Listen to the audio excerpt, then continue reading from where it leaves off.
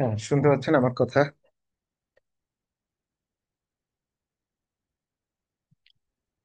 কথা কি শোনা যায়? জি স্যার। আচ্ছা, ঠিক আছে, আজকে বেশি একটা সময় নিব না, আমারও কিছু আছে। তাহলে দেখেন, আমরা শুরু করি। দেখেন, আপনাদেরকে আমি আজকে বলছিলাম যে দুইটা অংশ দেখাবো, একটা হচ্ছে সি প্রোগ্রামিং আর একটা হচ্ছে এইচটিএমএল। তো প্রথমে আমরা চতুর্থ অধ্যায়ের এইচটিএমএল দিয়ে শুরু করি। আমরা জানি যে এবার এবার যে আমাদের যে আমি একটু দ্রুত আগাবো আর কি, আপনারা এটা যেহেতু এগুলো এর আগে অনেকবার করানো হয়েছে। সো দেখেন, আমরা যদি চতুর্থ অধ্যায় দেখি তাহলে এবার আমাদের সবচেয়ে বেশি আসার সম্ভাবনা আছে রো স্প্যান এবং কল স্প্যান সহকারে ইমেজ ও অ্যাঙ্কর ট্যাগের টেবিলের ব্যবহার। সো আমাদের টেবিল ট্যাগটা এবার আসার সম্ভাবনা সবচেয়ে বেশি আর কি। এবং টেবিল ট্যাগের মধ্যে প্রশ্ন কঠিন হলে রো স্প্যান এবং কল স্প্যান দিয়ে ইমেজ অ্যাঙ্কর ট্যাগও টেবিলের মধ্যে এবার থাকতে পারে। তো আপনারা সম্ভবত আমার স্ক্রিন ভালোভাবে দেখতে পাচ্ছেন আর কি। তো আমরা শুরু করার আগে আমরা হচ্ছে টেবিল শুরু করার আগে দুইটা ট্যাগ আগে ভালোভাবে জেনে নিই। একটা হচ্ছে ইমেজ ট্যাগ।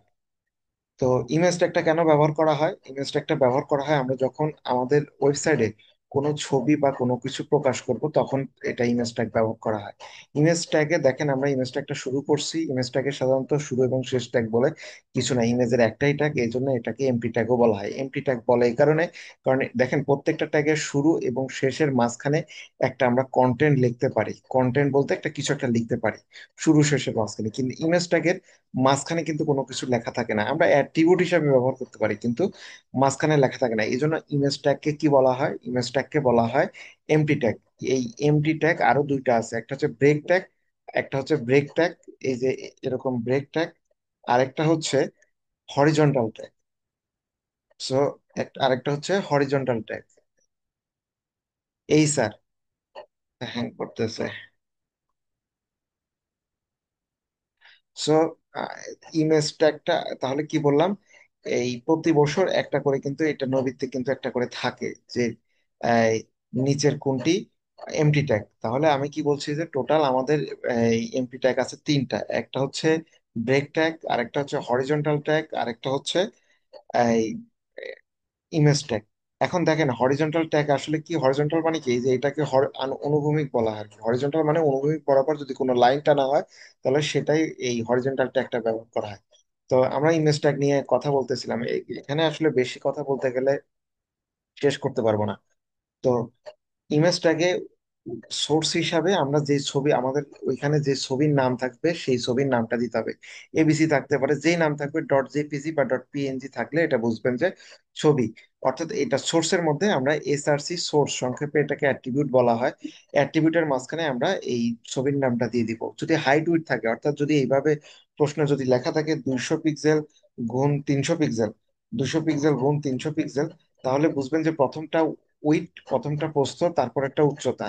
তাহলে আমরা যদি এইভাবে থাকে, তাহলে ছবির মাঝখানে আমরা দিব width is equal to, width width is equal to 200 pixel, আর height is equal to 300 pixel. Height is equal to 300 pixel. So এই 300, আপনি 300 লিখে দিলেও হবে, তবে পিএক্স কথাটা লিখলে ভালো হয়, পিক্সেল বোঝায় আর কি, পিক্সেল। তো এই তো আমরা তাহলে এটা গেল আমাদের ইমেজ ট্যাগের ব্যবহার। এরপরে আসা যাক অ্যাঙ্কর ট্যাগ। অ্যাঙ্কর ট্যাগটা কি জিনিস? অ্যাঙ্কর ট্যাগটা হচ্ছে কোনো লেখার উপর ক্লিক করলে কোনো একটা ওয়েবসাইটে যাবে, আপনাদেরকে প্রশ্ন যদি আসে তাহলে ওয়েবসাইটের ঠিকানাটা বলে দিবে। যে ওয়েবসাইটের ঠিকানাটা বলে দিবে, অ্যাঙ্কর ট্যাগ লেখার নিয়ম কি? প্রথমে এ দিয়ে শুরু করবেন, এ দিয়ে শেষ করবো, শেষ ট্যাগটা শেষ করলেন। তো শেষ করার পরে এই চার এর ভিতরে যেটা যে এই প্রত্যেকটা অ্যাট্রিবিউট লেখার নিয়ম কিন্তু দেখেন একদম সেম। তো এই সারিপের ভিতরে ভ্যালু হবে, ভ্যালুটা হবে ওয়েবসাইটের ঠিকানা। তো যে কোনো ওয়েবসাইটের ঠিকানা লেখার আগে আপনাকে প্রথমত কি দিতে হবে?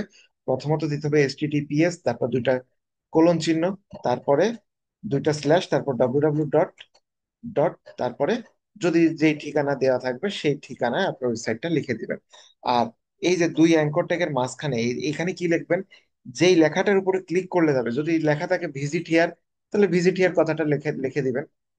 এখন খেয়াল করেন, আমি যদি এটাই যদি এই ওয়েবসাইটটা যদি রান করি, তাহলে এখানে যদি দেখেন কি আসতেছে, আমাদের ছবি আসতেছে। যেহেতু ছবিটা এবিসি নামে আমাদের কোনো ছবি নাই, এই কারণে ছবিটা শো করতেছে না। তো ভিজিট হিয়ার কথাটা লেখা আছে। এখন দেখেন কেন, দুই অ্যাঙ্কর ট্যাগের মাঝখানে আমরা যেটা লিখবো সেটা শো করবে, এবং ভিজিট হিয়ার লেখাটার উপর ক্লিক করলেই এটা ফেসবুক.কমে চলে যাবে আর কি। সো আমি এটা ক্লিক করলেই কিন্তু ফেসবুকে ডিরেক্টলি চলে যাবে। তো অ্যাঙ্কর ট্যাগের ব্যবহারটা আমরা এইটুকু পর্যন্ত দেখলাম। তো শুরুতে যারা একদমই মনে হচ্ছে যে ভুলে গেছেন, তাদের তাদের জন্য বলি, এইচটিএমএল যেহেতু আপনাকে বলবে যে এইচটিএমএল লিখো, আসবেই। সো আপনাদের কাজ হচ্ছে প্রথমত এইচটিএমএল ট্যাগটা শুরু করবেন এবং এইচটিএমএল ট্যাগটা শেষ করবেন। আমরা জানি শুরু করাটা কি, দুইটা অ্যাঙ্গেল ব্র্যাকেটের মাঝখানে আমরা শুরু করি, এবং শেষ করাটা হচ্ছে বাড়তি একটা স্ল্যাশ দিয়ে, আমরা বাড়তি স্ল্যাশ দিয়ে আমরা এটা শেষ করলাম। এবং এইচটিএমএল এর ভিতরে দুইটা ট্যাগ থাকে, একটা হচ্ছে হেড ট্যাগ।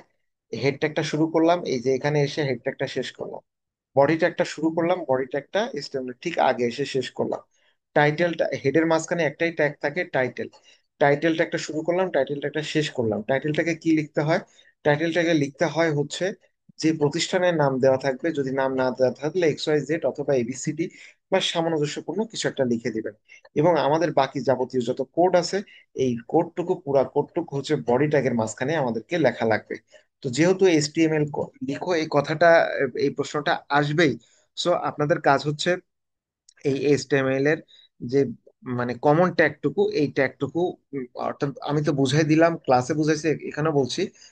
আর যদি একদমই না ধরতে পারেন তাহলে এটা মুখস্থ করে ফেলবেন। এবং প্রশ্ন কমন ধরেন কথার কথা আসেই নাই, HTML লিখো কথাটা আসছে, আপনি যদি এইটুকু লিখে আসেন তাহলে কিন্তু একটা মার্ক পাবেন।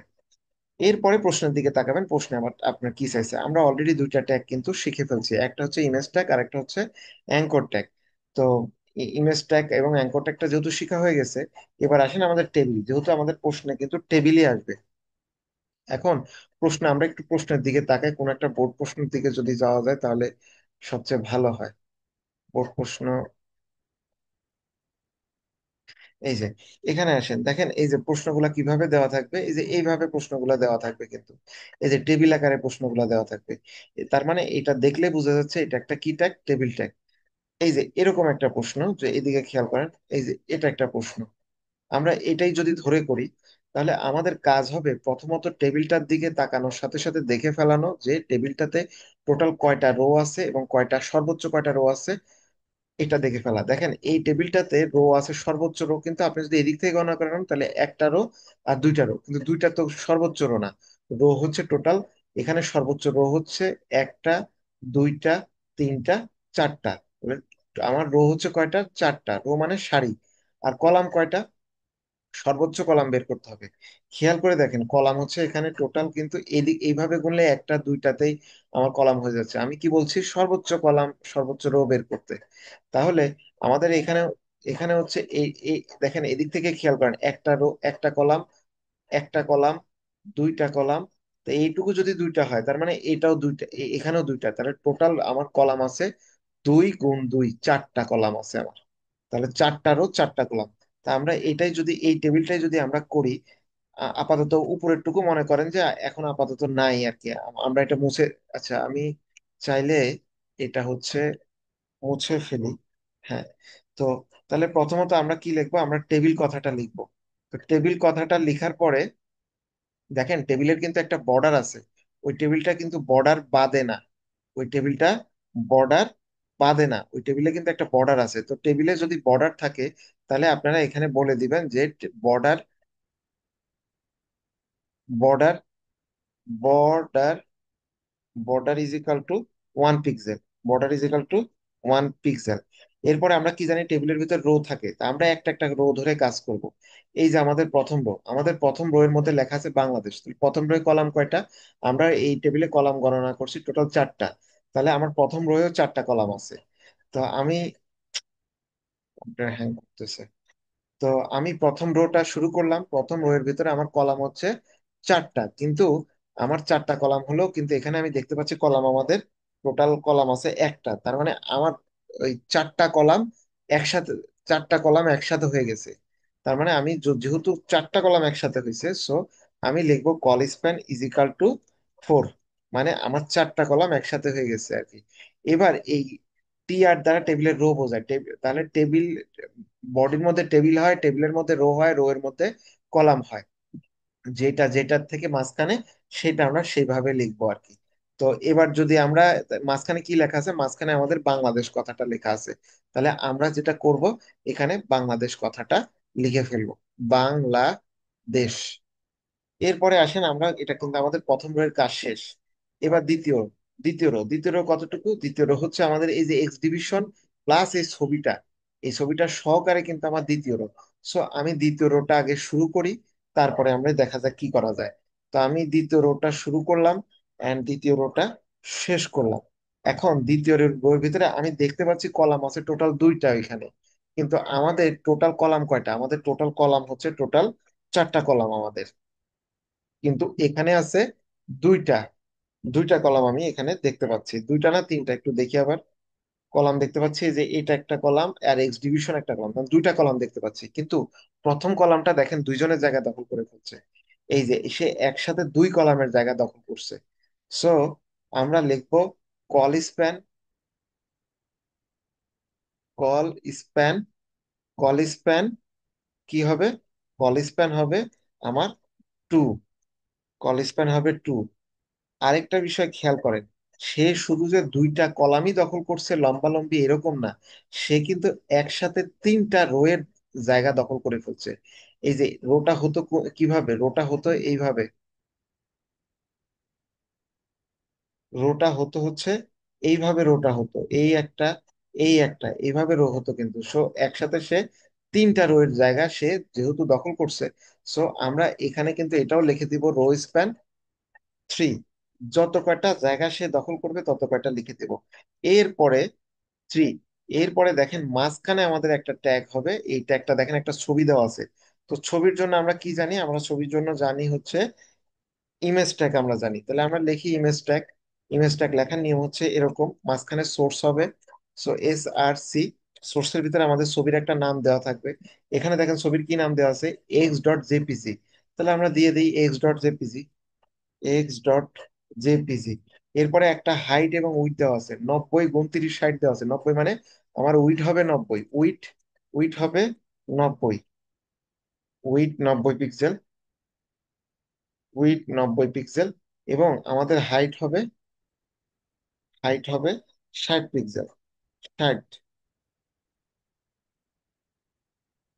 তাহলে এখানে হাইট হবে 60 পিক্সেল। দেখেন আমাদের কিন্তু প্রথম রো এবং প্রথম কলামের, আহ, প্রথম রো এবং দ্বিতীয় কলামের কাজ শেষ। এইটুকু পর্যন্ত যদি আমরা কাজ করে রাখি, তাহলে যদি এটা আমরা রিফ্রেশ দিয়ে দেখি আমাদের দেখতে কেমন হচ্ছে। দেখেন আমাদের মোটামুটি দেখতে কিন্তু চলে আসছে। একটা জিনিস হয়তো এখানে ভুল হয়েছে, কোথায় যেন একটা জিনিস, এই যে এখানে একটা বাড়তি স্ল্যাশ পড়ে গেছে, এই কারণে ওটা দেখাচ্ছে। তো এবার যদি আবার রিফ্রেশ দেই, এবার যদি আবার রিফ্রেশ দেই, দেখেন এটা কিন্তু মানে চলে আসতেছে। কেন আসতেছে না? কারণ আমাদের এখানে ছবিটা তো আসলে শো করতেছে না, এবং আমরা এখনো দ্বিতীয় কলামের কাজ শেষ করি নাই। আমরা তো কেবলমাত্র এইটার কাজ শেষ করলাম, অর্থাৎ জেপিজির কাজ শেষ করলাম, এই যে জেপিজির অংশ। তাহলে এই দ্বিতীয়, আমাদের যে দ্বিতীয় কলাম আছে, দ্বিতীয় কলাম একসাথে কয়টা কলামের জায়গা দখল করছে? দুইটা কলামের জায়গা দখল করছে। তা দ্বিতীয় কলামটা শুরু করি, এবং এখানে লেখা আছে এক্স ডিভিশন। তাহলে এটা শুরু, এটা জায়গা দখল করছে কয়জনের জায়গা? দুইজনের জায়গা সে দখল করে ফেলছে। তাহলে এখানে দিব টু। আর মাঝখানে লেখা আছে আমাদের এক্স ডিভিশন। যেইভাবে ছোট বড় যেইভাবে লেখা থাকবে আমরা ঠিক সেইভাবেই দিব। তা হ্যাঁ, এটা এটা রিফ্রেশ দেওয়া ভুল হয়ে গেল, এই যে। আচ্ছা, তাহলে এক্স ডিভিশন। এবার যদি আমরা আমাদের এটা রিফ্রেশ দিই, তাহলে দেখেন এই যে আমরা কিন্তু আস্তে আস্তে ওইটার মতন হচ্ছে কিন্তু। এরপরে আসেন, এরপরের কাজ কি? এরপরের কাজ, এরপরে যদি আমরা তাকাই, তাহলে আমরা এবার আবার যাব আমার ছবির দিকে। তাহলে দেখেন আমাদের কিন্তু এই যে এইটুকু কাজ শেষ, এখন কাজ বাকি আছে শুধু এই রো আর নিচের রো। তো দ্বিতীয়, এবার আমাদের এবার কোন রো এর কাজ শুরু হবে? তৃতীয় রো এর কাজ শুরু হবে। তাহলে আমরা তৃতীয় রোটা আবার শুরু করলাম, তৃতীয় রোটা আবার শুরু করলাম, এন্ড তৃতীয় রোটা শেষ করলাম। তৃতীয় রো এর ভিতরে আমরা দেখছি যে ওইখানে কলাম আছে টোটাল দুইটা, কিন্তু টিডি, টিডি, টিডি, আরেকটা কলাম আছে আমাদের টি ডি, শুরু করলাম এন্ড টিডি শেষ করলাম। এখন এখানে কেন দেখেন এটা কিন্তু কারো জায়গা সে দখল করে নাই, তারা কিন্তু নিজ নিজ জায়গায় দখল করছে। এই কারণে এখানে রো স্প্যান এবং কল স্প্যান কথাটা হবে না। তার মানে প্রথমটা লেখা আছে এম, তারপরেরটা লেখা আছে এস, তারপরেরটা কি লেখা আছে? তারপরটা লেখা আছে এস। তো আমাদের এটা এম শেষ এস শেষ, এরপরে আমাদের কলামের কাজ হবে আরেকটা কলামে আরেকটা কলাম আছে বাকি। সো কলাম না তো, রো আরেকটা বাকি আছে। সো আমি এটা কপি কপি করলাম। কপি কপি করে আমি এটা এখানে নিচে এসে পেস্ট করে দিলাম। তাহলে এবার আমাদের দেখেন, আমাদের তৃতীয় রোতে কলাম দুটো, একটা এইচ আর একটা এস চতুর্থ রোতে। তাহলে এখানে এইচ আর আরেকটা হচ্ছে ফাঁকা আছে, যদি ফাঁকা থাকে তাহলে ফাঁকা দিয়ে দিব আমরা। এখানে কিছুই লিখবো না, জাস্ট একটা ফাঁকা স্পেস দিয়ে দিলাম। এবার যদি আমরা যদি সেভ করে এটা যদি রান করি, তাহলে খেয়াল করে দেখেন আমরা এখানে কিছু একটা ভুল হয়েছে। ভুলটা হচ্ছে এই যে রো, আমরা সম্ভবত এইটা রো স্প্যানটা আমরা ঠিকভাবে সাজাতে পারি নাই থ্রি। এই দিকে খেয়াল করেন, রো স্প্যান তো ঠিকই লিখছি, কল স্প্যান, রো স্প্যান। আচ্ছা, রো স্প্যানটা সম্ভবত এখানে হবে না, রো স্প্যানটা হবে হচ্ছে এই রো এর মধ্যে। দেখি আমরা যদি রো এর মধ্যে দেই তাহলে কেমন দেখায়।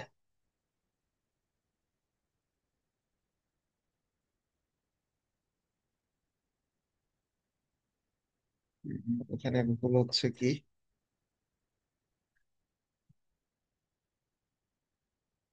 Call span, rho span, rho span কয়জনের জায়গা দখল করছে সে, স্পেন জায়গা দখল করছে সে একটা রোয়ের জায়গায়, দুইটা রোয়ের জায়গায়, তিনটা রোয়ের জায়গায়, তিনটা রোই তো সে এখানে আছে। ভুল হচ্ছে কল স্প্যান থ্রি ডিস্ট্রিবিউশন। আচ্ছা যা হোক, যে কোনো একটা ইয়ের জন্য আপনারা এখানে রো স্প্যান দিবেন, এইটাই মনে হয় ঠিক আছে আর কি।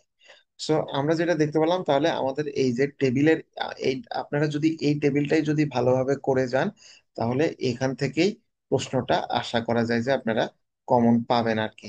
আমি আপনাদেরকে প্রশ্ন দিয়ে দিলাম এখানে গ্রুপে, প্রশ্নটাও তুলে দিলাম। করতেছে, এটা লেট হবে। আপনারা স্ক্রিনশট দিয়ে নেন, এটা ভালো হবে, স্ক্রিনশট দেন। এই যে প্রশ্নটা আমি প্রয়োজন বোধ হয় একটু বড় করি। স্ক্রিনশট দেন, দিয়ে এইটার অ্যান্সার হচ্ছে এটা। এই এটুকু আগে স্ক্রিনশট দিয়ে নেন, তারপরে বাকি যতটুকু আছে এইটুকুর একটা স্ক্রিনশট দেন। ব্যাস, এটুকুই হচ্ছে এই টেবিলের। তারপরে আমি কোডটুকু প্রয়োজন বোধে কপি করে গ্রুপে যদি দেওয়া থাকে দিয়ে দিই,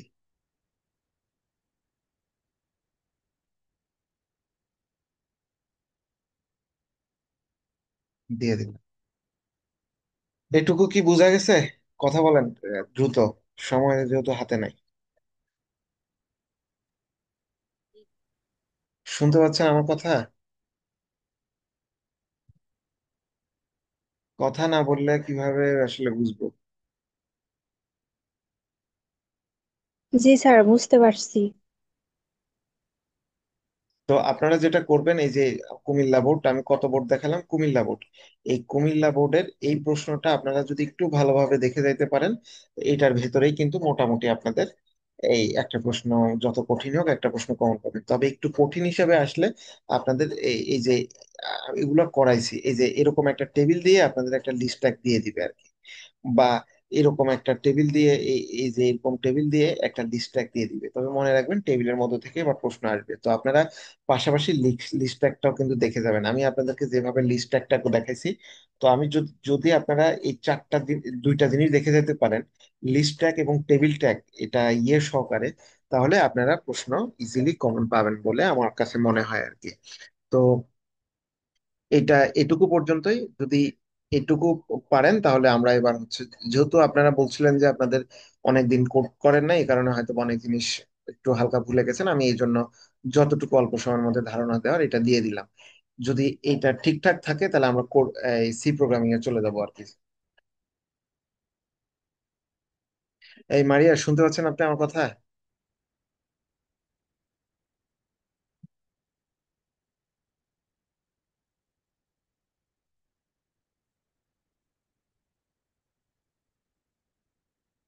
নাই,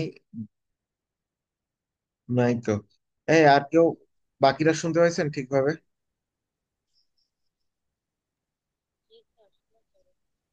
জি স্যার। ঠিক আছে, কোডিং এ চলে, এবার সি প্রোগ্রামিং এ গেলাম। দেখেন, সি প্রোগ্রামিংটা আমি হচ্ছে প্রথমটা মুছে দিই একদম। মুছে দিয়ে আমরা হচ্ছে নতুন ভাবে শুরু করি।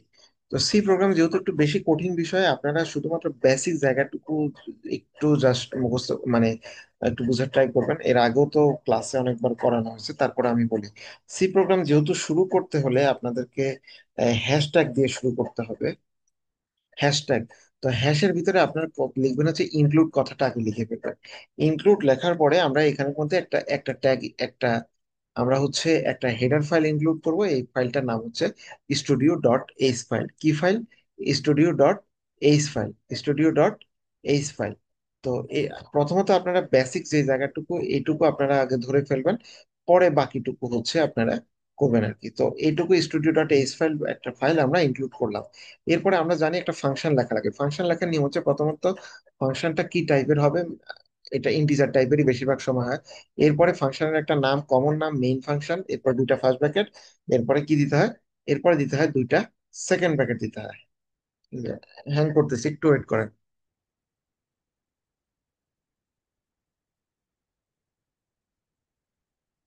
এই যে দুইটা সেকেন্ড ব্র্যাকেট, এইটুকুই হচ্ছে আমাদের বেসিক সি প্রোগ্রামিং কোড। প্রথমত আমরা কি করলাম, আমরা হ্যাশ দিয়ে ইনক্লুড কথাটা লিখলাম। হ্যাশ দিয়ে ইনক্লুড কথাটা লিখলাম, এরপরে ইনক্লুডের মাঝখানে আমরা স্টুডিও ডট এইচ বলে একটা হেডার ফাইল আছে। এই ফাইলটা কেন ইউজ করি আমরা, এটা আপনাদের খতে একটা প্রশ্ন আছে, স্টুডিও ডট এইচ একটি হেডার ফাইল ব্যাখ্যা করো। দেখেন, এই ফাইলটা আপনারা এই প্রশ্নটার অ্যান্সারটা এভাবে করবেন। স্টুডিও ডট ডট এইচ একটি হেডার ফাইল, এটার পূর্ণরূপ হচ্ছে স্ট্যান্ডার্ড এসটিডি, তে standard, I for input, O for output. তাহলে লিখবেন যে এটা একটা হেডার ফাইল, এটার পূর্ণরূপ স্ট্যান্ডার্ড ইনপুট আউটপুট। এটা সাধারণত কম্পিউটার কোনো তথ্য গ্রহণ অথবা কোনো তথ্য প্রকাশ করার জন্য এই ফাইলটি ব্যবহার করা হয় আর কি। তো এরপরে কি বলছি, এরপরে হচ্ছে ইন্টিজার মেইন, তারপরে দুইটা ফার্স্ট ব্র্যাকেট, তারপরে দুইটা সেকেন্ড ব্র্যাকেট। এরপরে আপনারা কোড লেখা শুরু করবেন। কথার কথা, আমরা দুইটা সংখ্যার যোগফল নির্ণয়ের একটা কোড ধারণ প্রথম শুরু করতে যাচ্ছি।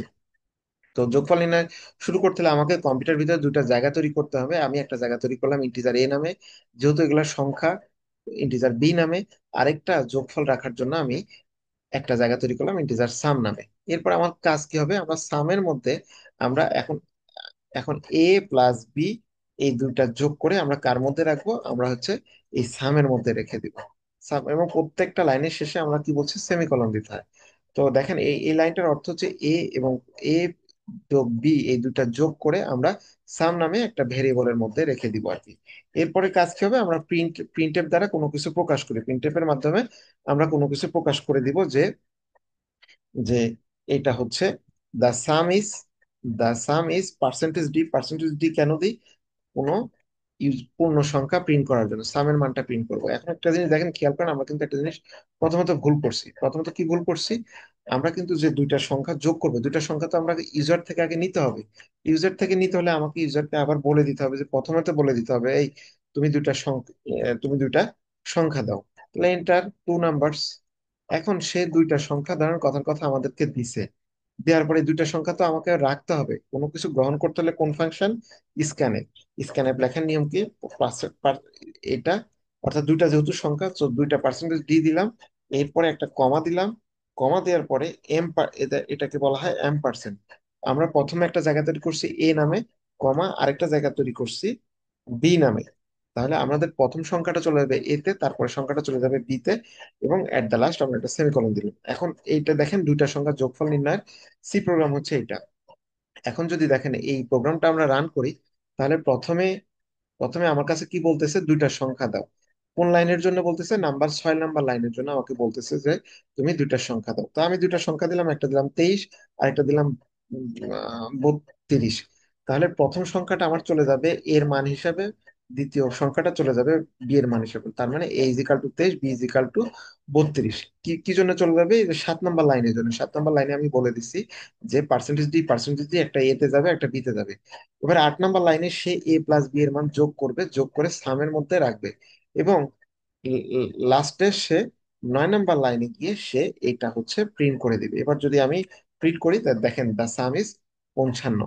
তো এটা হচ্ছে দুইটা সংখ্যা যোগফল নির্ণয়ের একটা সি প্রোগ্রাম। একটা স্ক্রিনশট দিয়ে নেন আর খাতা পরে লিখে ফেলবেন যে দুটি সংখ্যা নির্ণয়ের যোগফল নির্ণয়ের সি প্রোগ্রাম লেখো, স্ক্রিনশট দেন এটা। তারপরে আমি কোডটুকু দিয়ে দিই। হাতে সময় নাই, 10 মিনিটের মধ্যে এটা সারতে হবে। একটা, এটা হচ্ছে বেসিক শিখালাম, এই প্রশ্নটা ডিরেক্টলি আসবে না, কিন্তু আপনাদের যেটা হবে সেটা হচ্ছে এই প্রশ্ন থেকে যে প্রশ্নটা, একটা প্রশ্ন যাতে আপনারা কমন পান, তো সেটা আমি, এটা হচ্ছে দুইটা নাম্বারের সাম সাম নির্ণয়, নির্ণয়। আচ্ছা, এইটুকু।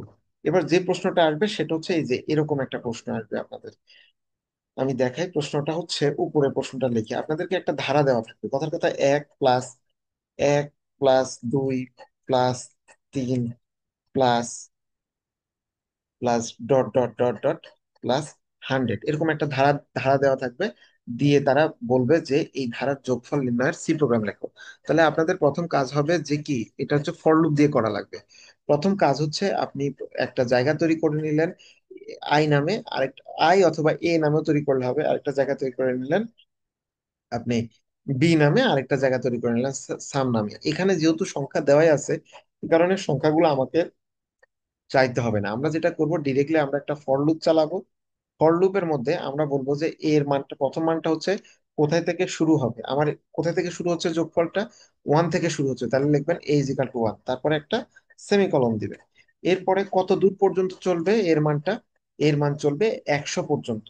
তাই আমি 100 পর্যন্ত, অর্থাৎ 100 ছোট অথবা 100 পর্যন্ত চলবে। তারপরে এর মান কত করে বাড়তেছে, এর মান বাড়তেছে আমার a, আপনারা এটাই লেখেন তাহলে আপনাদের আর মানে মনে রাখা সহজ হবে। a, অর্থাৎ প্রত্যেকবার এর মান আমার কি করে বাড়বে, আমার হচ্ছে 1 করে বাড়তে থাকবে। এরপরে এখানে দেখেন আমার তো এই দুইটা জায়গা তৈরি করার কোনো, বি জায়গা তৈরি করার কোনো দরকার নাই, এ দিয়ে হচ্ছে। আর এখানে কি হবে আমার, এখানে প্রত্যেকবার সামের মান, এখানে সামের মানটা 0 করে ফেলতাম, কারণ প্রথমে আমার 0 থাকবে আর কি। প্রত্যেকবার আমার সামের মান কি কি কি হবে, সামের মানের সাথে আমার এর মানটা যুক্ত হবে। যদি আই দিয়ে খুলেন তাহলে এখানে আই দিয়ে করবেন, আমি যেহেতু এ নামে জায়গা খুলছি, সো আমি এ দিয়ে দেব, এবং লাস্টে কি করবেন, এটা প্রিন্ট করে দিবেন। আমি আবারও বলি, প্রথম কাজ হচ্ছে আপনাদের ইনক্লুড স্টুডিও এটা লিখবেন, তারপর ইন্টিজার মেইন, তারপরে কি দুইটা ফার্স্ট ব্র্যাকেট দুইটা সেকেন্ড ব্র্যাকেট দিলেন। আচ্ছা, আপনারা যেহেতু আমি বোর্ডে আই দিয়ে করছি, তাহলে আই দিয়ে আপনাদেরকে দেখাই, তাছাড়া আপনারা আবার এটা মনে হবে যে অন্যরকম লাগবে। তাহলে এখানে সব জায়গায়, এই জায়গায় সব জায়গায় আই দেন। এই এখানে আই, i = i++1 লেখাও যে কথা, অথবা আপনারা সংক্ষেপে i++ও লিখতে পারেন। তা আমি এটা না লিখে আমি এটা লিখলাম যাতে আপনাদের বোঝার সুবিধা হয়। তো প্রত্যেকবার আমরা সামের মানের সাথে কিসের মান যুক্ত করব, এর মানটা যুক্ত করবো, এবং এট দ্য লাস্টে আমরা এই যে যে সামের মানটা বের হবে সেই সামের মানটা আমরা যোগ করে দেবো। এবার যদি এই প্রোগ্রামটা দেখেন, এটা কেটে দিতে হবে, তাছাড়া কিন্তু ওর রং আসবে। এবার যদি প্রোগ্রামটা রান করি, তাহলে খেয়াল করে দেখবেন 1 থেকে 100 পর্যন্ত সংখ্যার যোগফল হচ্ছে 5050। তো এটা যদি একদম সহজ আসে তাহলে এইভাবে আসবে। এখন প্রশ্নটা যদি এরকম আসে, 2+2+5+5-এর পরে হচ্ছে 8, যোগ তারপরে যোগ 17, dot dot dot dot dot dot যোগ 17, যদি এরকম আসে, এই এই ধরনের কোন একটা সিরিজ দেয়, তাহলে কিভাবে করবেন, একই কাজ, শুধুমাত্র দেখবেন এই যে আমরা এখানে কেন i = i+ লিখছি, কারণ এক এক করে বাড়তেছিল। কিন্তু এখানে দেখেন তো কত করে বাড়তেছে, এখানে বাড়তেছে 3 করে। 2-এর পরে কত আছে, 5, 5-এর পরে কত আছে, 8। তাহলে শুধুমাত্র যেহেতু 3 করে বাড়তেছে, তাহলে আপনারা তিন তিন কথাটা লিখে দিবেন। আরেকটা চেঞ্জ করবেন কোন কোথায়, আমাদের ওই ওই সময় শুরু হয়েছে কোথায় থেকে, 1 থেকে, কিন্তু এটা কি 1 থেকে শুরু হয়েছে না, এখানে শুরু হয়েছে কোথায় থেকে, 2 থেকে। কত করে বাড়তেছে, 3 করে বাড়তেছে। কত দূর পর্যন্ত চলবে, ওইখানে কিন্তু লাস্ট মান 100 ছিল, কিন্তু এখানে কি শেষ মান কি 100, না, এখানে কত, 17। সো এখানে দিবেন হচ্ছে 17, এই 17। জাস্ট এই এই এই এই লাইনটুকুতে আপনারা প্রথমটা কোথা থেকে শুরু হচ্ছে, তারপর এটা কত দূর পর্যন্ত চলবে, মানে শেষ মানটা কত, আর এখানে হচ্ছে কত করে বাড়তেছে, অর্থাৎ 2-এর পরে 5, 5-এর পরে 8, যেহেতু 3 করে বাড়তেছে, সো 3। এখন 2, 5 + 8 এভাবে যদি চলতে থাকে, তাহলে এটার যোগফলটা কত হবে, এই যে এই লাইনটা মুছে দিতে হবে, তাছাড়া প্রশ্নটা মুছে দিতে হবে, তাছাড়া এটা আসবে না। 2 + 5 + 8 দেখেন মানটা কত, 57। তো আপনারা, আমি এই এই এটারও আপনাদেরকে দিয়ে দিলাম, ডিরেক্টলি আপনারা স্ক্রিনশট দিয়ে নেন। তা তাছাড়া আমি এখানেও আপনাদেরকে প্রশ্নটা সহকারে, প্রথম প্রশ্নটা হচ্ছে, আচ্ছা যাই নাই, প্রথম প্রশ্নটা হচ্ছে 1 + 10-এর জন্য। আচ্ছা, এটা এটার জন্য প্রশ্নটা উপরে দিলাম, এটা এটার জন্য। আর আগের কোডটুকু হচ্ছে, আগের আগের কোডটুকু যদি প্রশ্ন সহজ আসে, তাহলে এই যে আগের যেটা আছে, এই যে এইটা, এইটা আমি এইটা আপনাদেরকে দিয়ে দিলাম। আপনারা একটু ভালোভাবে কোডগুলো দেখবেন। এই আশা করা যায় যে আমি যে তিনটা দেখালাম, এই তিনটা যদি, তিনটা বলতে দুইটা যদি ভালোভাবে দেখতে পারেন, একটা প্রশ্ন কমন পাবেন আর একটা একটু জটিল হিসাবে আসবে। তো জটিলটা যেটা আছে সেটা হচ্ছে এই যে এটাকে কি বলে, এটা হচ্ছে আপনার ইপ ইপ দিয়ে একটা আসবে আর কি, ইপের একটা আসে। সো ইপেরটা আমি আপনাদেরকে একটু ইয়ের জন্য জাস্ট বুঝাই দেই, তাহলে আপনারা যদি বুঝতে পারেন কিছুটা। প্রিন্টএফ এটা আগের কোডে ছিল,